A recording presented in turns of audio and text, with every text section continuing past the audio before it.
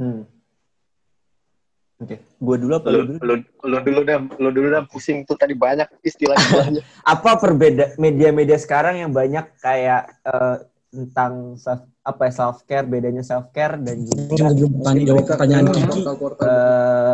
egois gitu. Sebenarnya apa ya? Kayak kadang kita tuh selalu mengotak-ngotakan gitu loh, kayak maksudnya mengotak-ngotakan kayak ini tuh yang self care tuh ini, yang sebenarnya egois tuh ini, atau kayak ini tuh yang sebenarnya ini segala macam kayak. Kalau menurut saya sebenarnya kayak kan yang sebenarnya kayak yang paling penting adalah apapun yang kita lakukan tuh nggak ngerugiin orang lain dan nggak ngerugiin diri kita sendiri, itu sebenarnya itu udah jadi satu poin yang valid untuk kayak kita lakukan atau enggak gitu. Karena kayak kalau misalkan kayak ngebunuh gitu, kayak ngebunuh kan udah jelas ngerugiin orang lain gitu, kayak itu makanya nggak bisa dilakukan. Tapi kalau misalkan kayak cuman sekedar kayak kadang kayak bilang apa ya, nolak sesuatu aja dibilang egois atau gimana, itu kan kayak sebenarnya kayak sifat-sifat yang kayak sekarang tuh orang tuh mungkin kayak gampang banget kayak misalkan kayak bilang kayak ini tuh kayak toxic positivity terus kemudian dan segala macam, karena kan sifatnya kayak segala macam hal itu tuh sangat subjektif banget, masing-masing orang tuh punya persepsinya sendiri-sendiri dan masing-masing orang tuh punya pendapatnya sendiri-sendiri, dan kayak kita tuh nggak bisa mengontrol orang lain gitu. Yang kadang kayak yang bisa kita lakukan adalah kayak gimana caranya kita bereaksi atau merespon hal tersebut gitu. Bagaimana cara mengendalikan ketersinggungan kita, bagaimana cara mengendalikan diri kita gitu. Kayak karena kita aja kayak susah kan untuk mengendalikan diri kita. Kita aja susah untuk mengendalikan perasaan kita, apalagi kita untuk mengendalikan orang lain gitu. Yang perlu catat ada itu. Jadi kayak sebenarnya apapun selama untuk membedakannya, apapun yang selama itu nggak merugikan orang lain, saya rasa fine-fine aja selama nggak merugikan diri kita sendiri, selama merugikan orang lain gitu. Itu pun sama halnya tadi kalau misalkan kayak banyak hal-hal mana sih yang perlu di-share, mana yang enggak, mana sih yang perlu di-share dan segalanya. Tanya ke diri kita sendiri. Apakah ketika kita nge-share sesuatu ini akan merugikan orang lain atau kayak merugikan diri kita sendiri gitu. Kalau misalkan kayak ternyata hal tersebut ketika kita membagikan sesuatu akan merugikan orang lain, kita pikir dulu nih, apa yang kira-kira kenapa itu bisa merugikan, dan kenapa kalau misalkan kita mau tetap berbagi, coba izin ke orangnya kalau misalkan saya bagikan ini boleh enggak ya, dan segala macam gitu. Terus kemudian kalau misalkan ke diri sendiri, apakah kayak ini merasa kayak ketika kita share sesuatu ini apakah menjadi aib atau enggak untuk di-share, itu kan kita sendiri yang tahu. Kita tahu hal tersebut baik enggak untuk kita, dan itu kita jadi tahu apa yang kita bagikan gitu. Karena selama ini mungkin yang agak sedikit blur adalah kayak orang tuh kayak selalu menebak-nebak, assuming kayak mana sih yang harus yang enggak, mana yang enggak. Tapi kayak kita tuh enggak. Kalau misalkan ternyata takut merugikan orang lain, coba tanya ke orang tersebut ketika kita membagikan cerita ini, apakah ini merugikan bagi diri kita enggak, atau kayak kalau merugikan orang lain orang tersebut enggak gitu.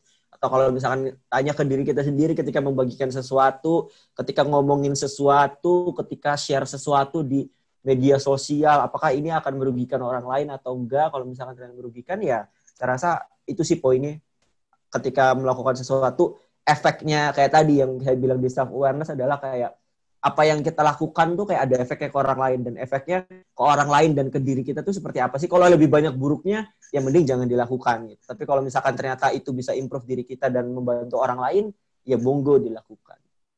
Itu sih. Jadi kalau misalnya di media-media sekarang ya nggak apa-apa sih selama tahu batasan tadi. Nah, oke. Nah, kalau Kak Ari nih, tadi kayaknya udah tidak memikirkan ya jawabannya. Nah, kalau dari Kak Ari gimana jawabannya? Enggak saya setuju aja Mas Ado. Dan kalau tadi gue juga kan nggak terlalu tahu ya teori-teorinya soal tadi. Kalau tadi Adam bilang banyak anak sekarang yang mengkotak-kotakan itu, mungkin justru itu yang jadi problem utama gitu. Kayak klasifikasi bahwa yang ini tuh yang tadi self apa, yang ini tuh apa. Jadinya kayak masalahnya tuh terkesan banyak gitu. Padahal sebenarnya itu bisa dikerucut jadi satu masalah. Bisa jadi kayak sebenarnya yang lu misalnya katakan ngomongin soal sosial pertemanan gitu. Bisa jadi itu urusannya cuma komunikasi lu sama teman lu tuh sebenarnya nggak lancar. Jadi yang lo harus lu perbaiki tuh cuma gimana caranya lu bisa berkomunikasi lancar sama teman lu. Bisa jadi cuma itu, tapi kayak oh ini mungkin toxic friendship. Oh mungkin ini kayak gue tuh terlalu anxiety atau gue terlalu overthinking sama apa yang gue lakukan. Jadi ada banyak masalah yang terkesan mereka hadapi gitu. Padahal bisa jadi itu cuman ada satu, bisa dikerucutin jadi satu supaya lu dapat solusinya. Terus mungkin selanjutnya kayak yang tadi sih ngomongin, tadi Adam sempat nyinggung soal self care sama self improvement. Itu gue setuju banget sih ketika kita sudah ya kayak gini aja lah, kayak kita sebelum kita bisa belajar sesuatu yang baru kan yang lama harus dirawat dulu ya. Jadi mungkin self care ini bisa jadi jauh lebih penting ketika kita sebelum ngomongin self improvement gitu. Lu harus rawat dulu diri lu sendiri, lu harus jaga apa yang udah lu punya gitu. Jangan sampai ketika lu mencoba melakukan hal yang bisa mengimprove diri lu tapi lu mengorbankan diri lu sendiri gitu. Lu jadi mungkin ya malah jadi yang udah lu punya gitu, baik itu fisik, mental, dan material yang sudah lu punya itu malah jadi lu degradasiin supaya lu achieve sesuatu yang bisa jadi nggak lu dapetin juga nantinya gitu. Itu kan akan jadi sedih ya. Jadi kalau menurut gue juga lebih penting self care dulu sih sebelum nantinya lu self improvement. Oke. Ya lo banget pembicaraan ini. Ya terima kasih Kak Coba Ari. yang fun dong. Nah, masih ada lagi nih pertanyaan dari satu lagi ya, dari Bilkis. Nah, Bilkis ini dari UIN Jakarta. Nah, buat Bang Ari J sama Bang Adam, gimana sih Bang bikin konten kreatif yang bisa mengajak penonton ikut seru bareng kita? Intinya feel happy with us. Terus gimana bikin lelucon gitu biar di tengah konten kita nggak flat? Yang terakhir, perlu nggak sih konten kreator punya identitas yang menohok biar branding sampai gampang dikenal gitu? Ya. Kira-kira tuh Ri. Mas Ari tuh yang lucu, saya emang nggak lucu. Anjing. Tadi apa? Gue banyak ya. Satu ngomongin konten biar menarik ya. Biar menarik. Yang kedua perlu branding apa enggak gitu ya? Iya. Terus gimana caranya? Namanya perlu nggak identitas untuk membuat konten? Terus gimana caranya orang-orang bisa nonton konten lu dan gimana caranya lucu tuh? Yang lucu nggak usah dijawab lah itu lah ya. Oh itu udah dari yang lucu. Bukan, itu beban masyarakat. Lucu tuh nggak boleh diminta soalnya. Kalau ngomongin konten biar menarik dalam hal apapun, mungkin kita bisa ngereflek ke ini ya, awal mula seni hiburan lah ya, karena konten itu kan basicnya dari situ. Zaman dulu seni hiburan awal banget itu kan adanya di drama, di teater, nggak tahu lah Yunani atau di mana gitu. Di situ sebenarnya tuh rumus yang dipakai sampai sekarang itu tidak pernah berubah.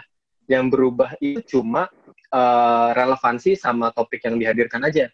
Tapi semua rumusnya itu sama. Jadi di pertama banget. Jadi kalau misalnya, aduh, gue bukan kutub buku sih, gue pengen ngereferensin buku tapi lupa judulnya. Pokoknya hampir semua buku yang menceritakan soal cara membuat cerita itu tuh bisa diaplikasiin ke konten-konten zaman sekarang juga sebenarnya. Ketika lu bisa menghadirkan masalah dulu di depan, jadi ketika lu orang nonton, mereka tahu ini apa yang lagi dibahas gitu. Mau itu berupa teks, mau itu berupa gambar, mau itu berupa adegan, bebas. Ataupun mungkin disebut aja gitu, ini ngomongin apa gitu. Di depan masalahnya, konteksnya itu udah jelas dulu. Habis itu di tengah itu harus lu kasih kayak apa sih, kalau ini ngomongin ini ya linearnya ya, ngomongin linear itu lu kasih gangguannya. Jadi supaya orang ke-trigger untuk kayak apakah ini bisa nanti akan ada dua opsi gitu loh. Ini berhasil atau tidak berhasil di penghujung kontennya gitu. Nanti di tengah-tengah itu lu harus punya istilahnya itu seperti sense untuk kayak kapan ya orang yang nonton akan bosan. Nah, di titik itulah, di menit atau detik itulah, lu harus masukin satu untuk kayak, oh di sini nih gue harus masukin entah itu jokes, entah itu drama, entah itu mungkin gambar yang bagus, sinematografi yang bagus, atau apapun lah. Pokoknya di titik-titik yang lu, oh di momen ini kayaknya orang udah mulai bosan, lu harus tambahin lagi. Di titik ini orang mulai bosan untuk nonton, lu tambahin lagi. Dan terus kayak gitu supaya memaintain penonton lu gitu. Kalau kita ngomongin konten yang panjang ya, memaintain penonton lu. Jadi akhirnya nanti dia akan betah sampai belakang. Ini teknis sih. Ya gitulah, ngerti ya? Ngerti lah ya, mantap. Tadi, sama satu lagi tuh branding ya. Nah, kalau di awal justru menurut gue tuh jangan terlalu mikirin branding sih. Karena branding itu pada akhirnya nanti, dari tadi yang lu ngikutin formula yang tadi aja, depan kasih apa, tengah-tengah kasih apa, titik-titik itu lu isi sampai belakang. Nanti makin repeat lu bikin konten terus, brandingnya akan kebentuk sendiri. Dan disitulah baru nanti muncul branding yang beneran gitu. Dimana lu mulai kayak, oh yang ini jelek, ini harus gue buang. Yang ini bagus, ini harus gue pertahankan. Nah, di situ nanti ketemu. Karena kalau diciptakan dari awal, biasanya lu akan jadi orang lain sih kebanyakan yang terjadi ya. Oke, nah kalau dari Kak Adam sendiri ada nggak sih, Kak? Oke. Kalau ngomongin kayak gimana caranya bikin konten yang menarik gitu, kayak mungkin sama kayak Ari juga sih. Maksudnya kayak konten tuh kan apapun bentuknya tuh pasti bentuknya ada cerita. Gimana caranya orang bisa melihat konten yang kita bikin adalah gimana caranya kayak kita bercerita ke orang tersebut. Gitu. Jadi storytelling itu adalah sebuah hal yang sangat powerful untuk kita bisa mengungkapkan itu. Dan yang paling penting mungkin kayak gimana kita bisa kayak mitologi sampai sekarang sampai ada, terus kemudian legenda-legenda masih ada karena sampai sekarang yang bertahun beratus-ratusan berjuta-juta tahun yang lalu adalah karena cerita gitu, karena itu mengandung cerita dan orang akan selalu engage dengan cerita, dengan storytelling gitu. Nah, dari storytelling ini sebenarnya yang harus ditata cara menarik adalah tadi yang Ari bilang ada relevansi gitu. Gimana caranya si cerita ini bisa relate sama apa yang orang-orang tonton, apa yang orang-orang sama si audiens. Gimana caranya bisa relate, dan ketika bisa relate, apa sih dari masalah-masalah yang relate ini jadi solusinya gitu. Ketika ada, kalau menjadi manusia kayak ada orang-orang yang melalui titik terendah dalam hidupnya, apa sih solusi yang dia apa solusi yang dia lakukan untuk bisa bangkit dari hal tersebut gitu. Lalu kemudian ketika bisa relate, atau kalau misalkan nggak memberikan sesuatu yang relatable adalah yang sifatnya thought provoking gitu. Thought provoking adalah yang kira-kira ketika orang sebut nonton adalah yang sangat memancing kayak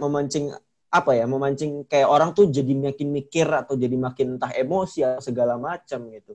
Dan dari situ kayak ketika orang melihat kayak sesuatu kayak misalkan ketika membahas hal-hal yang sebelumnya nggak dibahas, itu bisa jadi sebuah perspektif baru yang orang-orang bisa jadi tertarik juga gitu. Dan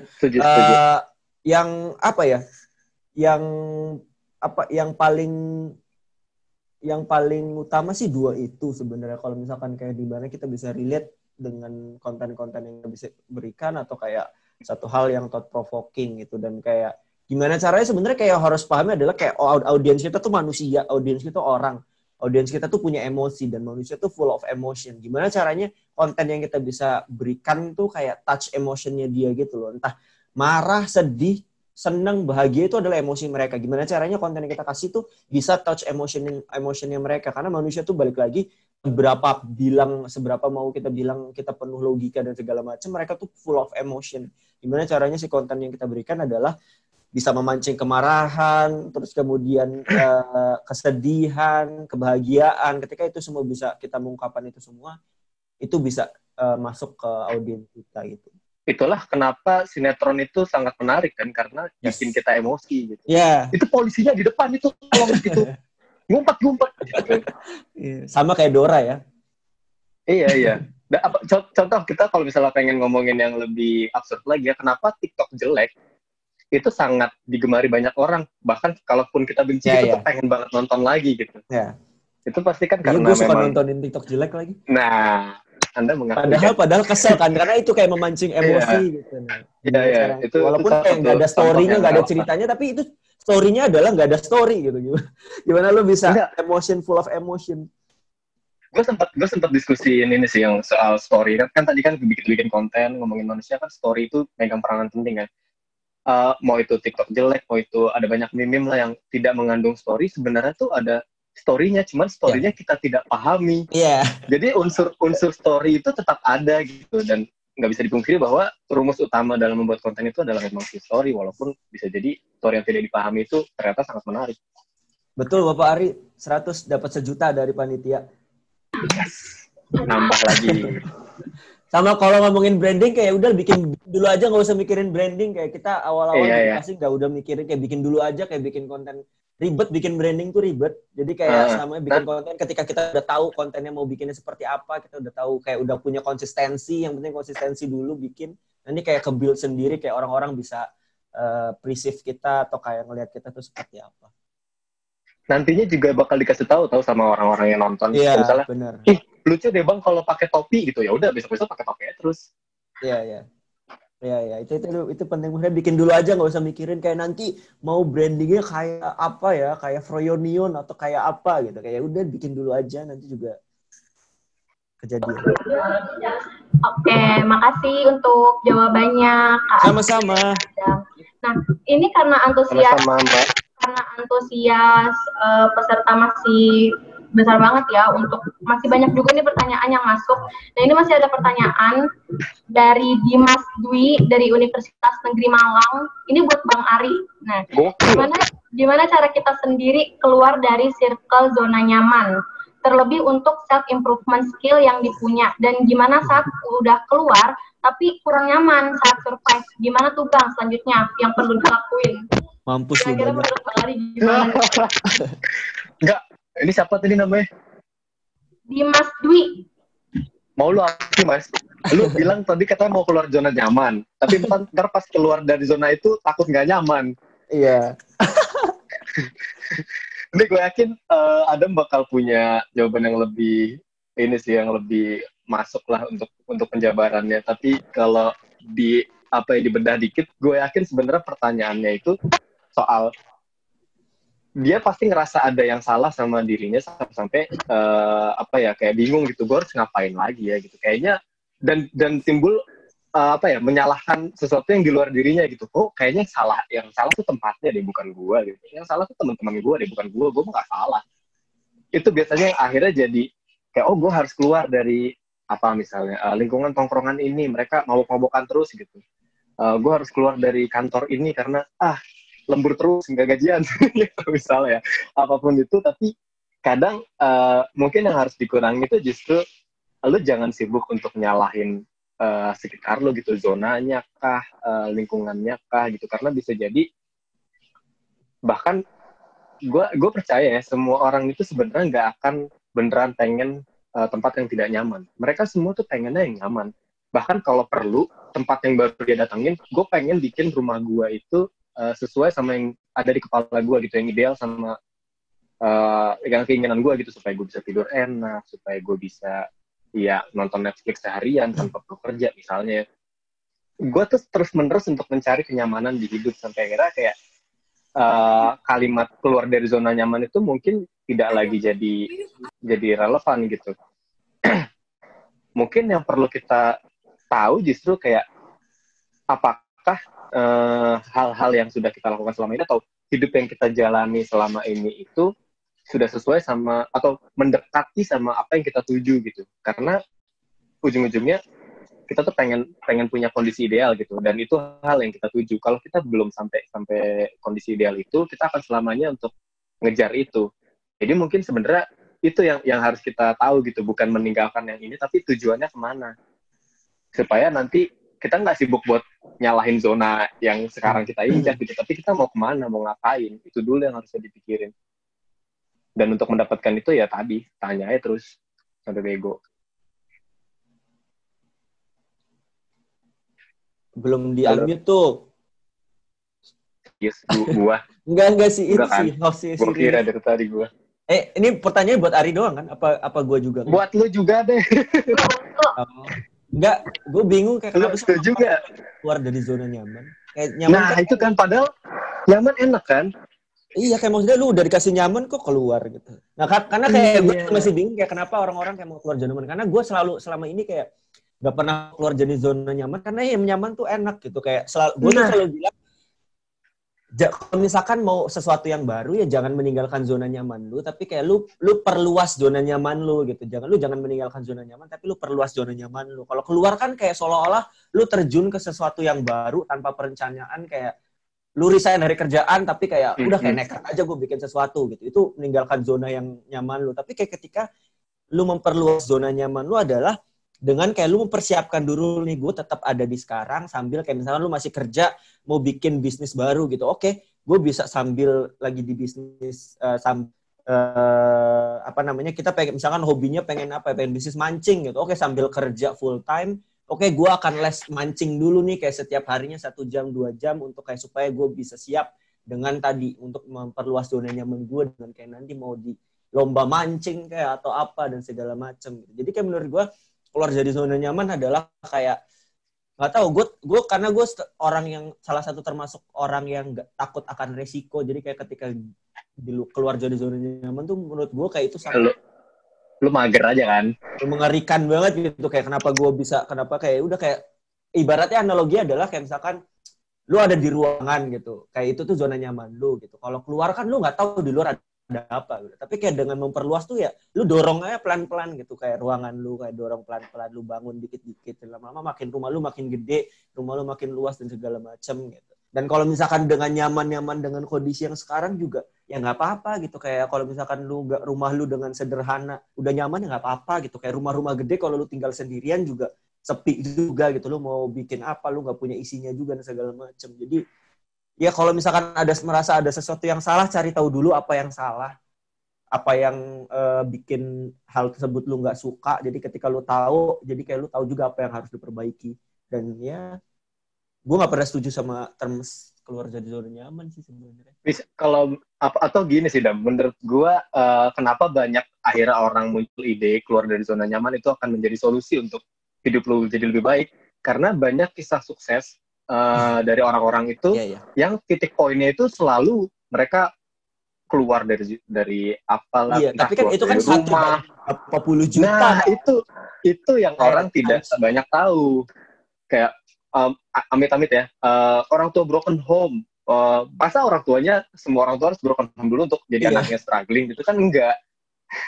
Atau kayak tadi keluar dari kantor terus mendirikan usaha, itu jadi kayak panduan bahwa gue harus keluar dari zona nyaman untuk akhirnya bisa sukses. Iya, karena kayak kita sukses selalu dari hal-hal yang kayak titik terendah langsung bangkit dan segala macam. Iya. Kayak padahal nggak tahu kayak ngelaluinya kayak gimana. Dan kayak maksudnya kayak tadi sih chance-nya kayak itu tuh kayak 1 banding berapa puluh juta orang yang bisa kayak gitu. Jadi menurut gue ya udah enjoy aja, hidup aja, nafas aja. Oke, ya terima kasih jawabannya Kak Ari dan Kak Adam. Ini masih ada satu lagi nih pertanyaan dari Winda dari UNS Surakarta. Nah, ini pertanyaan bisa untuk Kak Adam dan juga Kak Ari juga ya. Jadi Winda ini nanya, sekarang lagi banyak isu insecurity. Nah, bagaimana pendapat Kakak mengenai seseorang yang selalu merasa insecure? Mungkin maksud si Winda ini misalnya kayak ada cewek gitu, padahal dia biasa aja, cantik dan gak ada kekurangan apa-apa, tapi selalu ngerasa kayak ih gue jelek banget gitu. Nah, itu kalau menurut Kak Adam dan Kak Arija gimana sih orang yang kayak gitu, yang selalu merasa insecure? Kalau ada orang yang gitu, gua aminin biar beneran jelek, biar beneran miskin, biar beneran gagal. Jadinya lu nggak akan bisa lagi untuk insecure karena lu beneran kejadian. Silakan Mas Adam. Anjir. Oke, kalau misalkan itu sebenarnya kayak insecure ya nggak apa-apa sih sebenarnya kalau insecure, kayak tapi maksudnya kayak itu kayak Ari juga bilang awal-awal kayak itu kan manusiawi juga, cuman kadarnya sampai batas mana nih, kayak karena tadi yang gue bilang juga sempat ketika insecure adalah kayak sebenarnya kalau misalnya tadi kasusnya kayak yang Riris bilang kayak gitu adalah kasusnya adalah karena lu ngebandingin diri dengan orang lain kan gitu. Kayak lu ngebandingin kayak lu lebih buruk dari orang lain, kayak ngebandingin diri tuh kayak waktu itu cuma 2, antara lu lebih baik dari orang lain atau kayak orang lain tuh lebih baik daripada lu. Dan kayak tadi yang tadi gue bilang ya, di keduanya lu akan tetap ngerasa akan ada hal buruknya gitu. Ketika lu merasa lu lebih baik dari mereka, lu kayak cenderung mungkin bisa jadi sombong atau jadi ngerasa kayak angkuh, kayak ngerendahin orang lain. Tapi ketika ngerasa orang lain lebih baik daripada lu malah jadi tertekan, ngerasa dan jadi kayak takut dan segala macam. Jadi kayak yang kayak gimana caranya ya sebenarnya kayak reflect balik ke diri aja sih. Maksudnya kayak selama ini yang kita lakuin ke orang lain tuh kayak anggapan kayak kita tuh kayak sebagai orang tuh kayak kadang suka ngebandingin diri kita tuh dibandingkan orang lain tuh jauh lebih buruk gitu loh. Kayak makanya kita selalu nge-treat diri kita tuh sangat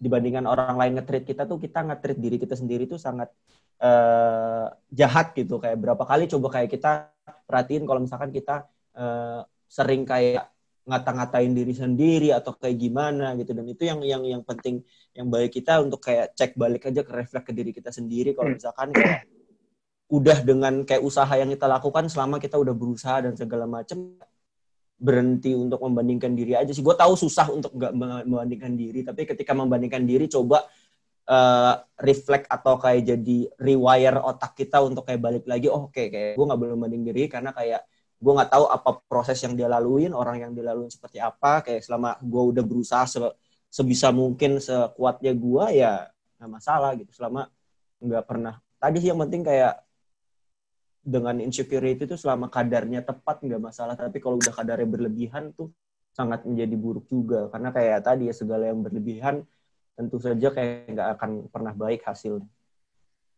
Gokil. Setuju sih gue, apalagi tadi yang pas ngomongin soal apa perbandingan gitu ya, kita nggak akan bisa buat apa namanya nggak membandingkan diri. Cuman yang jadi salah adalah ketika sebenarnya kita nggak sadar bahwa kalau kita membandingkan diri sama orang lain itu selamanya tidak akan komparasinya itu nggak akan imbang gitu. Mau dari apapun, mau dari fisik, mau dari kemampuan, mau dari material gitu. Contoh orang yang kembar aja itu bisa jadi jangan orang kembar deh, kan dia orang tuanya sama ya. Katakanlah kita seragam nih satu sekolah gitu. Lu merasa bahwa oh gue satu kelas sama dia, gue dapat pelajaran yang sama, kenapa gue lebih bego gitu? Kenapa dia lebih pintar? Kenapa dia selalu juara? Padahal dia nggak pernah belajar misalnya. Bisa jadi lu cuma lihat hasilnya doang kan, bahwa oh dia nilainya lebih bagus gitu. Tapi kadang misalnya katakanlah oh ternyata dia duit jajannya lebih banyak dari gue, sehingga dia tidak pernah kelaparan gitu. Sedangkan duit jajan gue cuma 500 perak gitu, gue kelaparan. Jadi otak gue nggak berfungsi dengan baik. Jadi selamanya lu nggak akan, dan lu tidak tahu itu kan. Lu kan nggak mungkin lu tanya semua orang di kelas itu, duit jajan lu berapa, lu lapar atau enggak mungkin kan. Jadi menurut gue justru ketika kita ingin berusaha untuk gue nggak boleh insecure gitu, salah satu-satunya adalah lu boleh membandingkan diri lu, tapi dengan diri lu yang kemarin. Jadi jangan dengan orang lain. Karena satu-satunya yang memang sudah pasti komparasinya itu imbang gitu adalah ya lu sama lu, bukan sama orang lain. Karena kondisinya udah pasti nggak mustahil sama gitu. Orang tuanya beda, cara mendidiknya beda, kondisi sehari-harinya beda, yang lu lakukan beda. Hasilnya nggak akan sama. Oke, keren banget ya jawaban dari dua narsum kita nih, Kak Ari dan Kak Adam.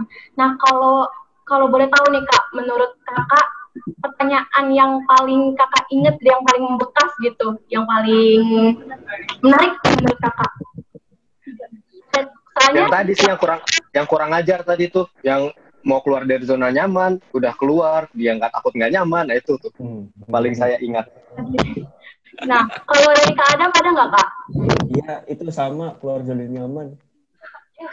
Karena pertanyaannya keluar dari zona nyaman. Kalau ada lagi nggak Kak kira-kira? Nggak ada sih, paling sama pertanyaan terakhir karena baru aja ditanyain, jadi inget.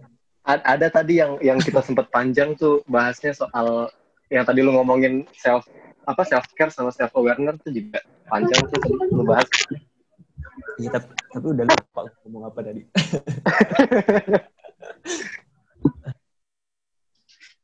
Oke.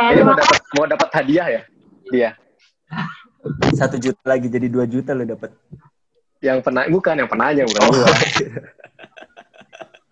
Oke, terima kasih untuk Kak Adam dan Kak Ari atas jawabannya. Sama-sama. Terima kasih juga buat semua panitia RDK dan sponsor Sari Ayu Skincareku.